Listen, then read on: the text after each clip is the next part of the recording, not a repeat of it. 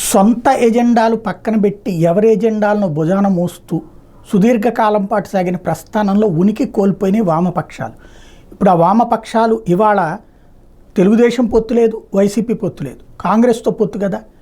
ఇప్పటికైనా balance maintain చేస్తున్నాయంటే ఎవరి రూట్లో వాళ్ళదే. ఇప్పుడు సిపిఐ రామకృష్ణ గారి స్టేట్మెంట్, ప్రజల ఆస్తులకు సంబంధించిన అసలు ధృవపత్రాలు ఇవ్వకుండా నకలు ప్రతులు ఇచ్చేలా సబ్ రిజిస్ట్రార్లను జగన్ ప్రభుత్వం ఆదేశిస్తూ ప్రజలను మోసం చేస్తోందని రాష్ట్ర కార్యదర్శి రామకృష్ణ మండిపడ్డారు.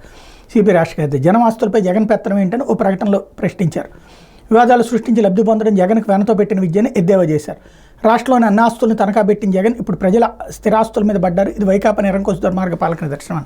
అసలు అది సాధ్యమవుతుందా కామన్ సెన్స్తో ఆలోచిస్తే?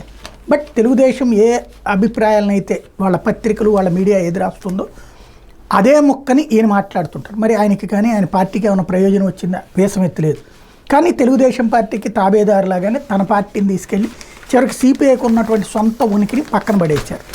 అదే సందర్భంలో ఇటు సిపిఎం వచ్చేటప్పటికి మరొక రూట్లో పోతుంది. ఇటు ఆయన్ని ప్రశ్నిస్తూ ఉంటుంది సిపిఎం వచ్చేటప్పుడు. టీడీపీది చీటింగ్ 6, సంక్షేమం వల్ల జనం సోమరులైపోతారని టీడీపీ గగ్గోలు పెట్టింది, ఇప్పుడేమో సూపర్ 6 అంటూ ప్రజల్ని మభ్య పెడుతుందంటూ సిపిఎంకి సంబంధించినటువంటి నాయకులు స్టేట్మెంట్ ఇస్తారు. వీళ్ళు ఎవరికి ప్రత్యర్థులు అంటే ప్రభుత్వానికంటే కూడా వీళ్ళు ఈయనే ప్రత్యర్థిగా భావిస్తున్నటువంటి పరిస్థితి. ఇక్కడ వీళ్ళకి మధ్యన ఉన్నటువంటి వ్యవహారం ఇదే. దీంట్లో ఉన్నటువంటి టీడీపీ మేనిఫెస్టోలో ప్రకటించిన సూపర్ 6 కాదని, అవి చీటింగ్ 6 అని సిపిఎం రాష్ట్ర కార్యదర్శి వి శ్రీనివాసరావు ఎద్దేవా చేశారు.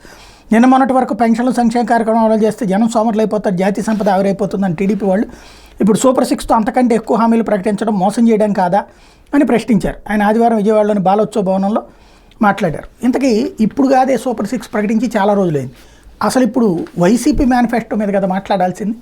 ఈ టైంలో అటు మాట్లాడుతున్నారు. అంటే ఆయన ప్రో వైసీపీ, ఇటు కాంగ్రెస్ పార్టీ వచ్చేటప్పటికి యాంటీ జగన్, ప్రో టీడీపీ ఉంటుంది. టోటల్గా ఈ ముగ్గురు కూటమైతే కట్టారు కానీ తెలుగుదేశానికి అనుకూలము తెలుగుదేశంకి వ్యతిరేకము అన్నటువంటి జట్టుగా నడుస్తున్నది.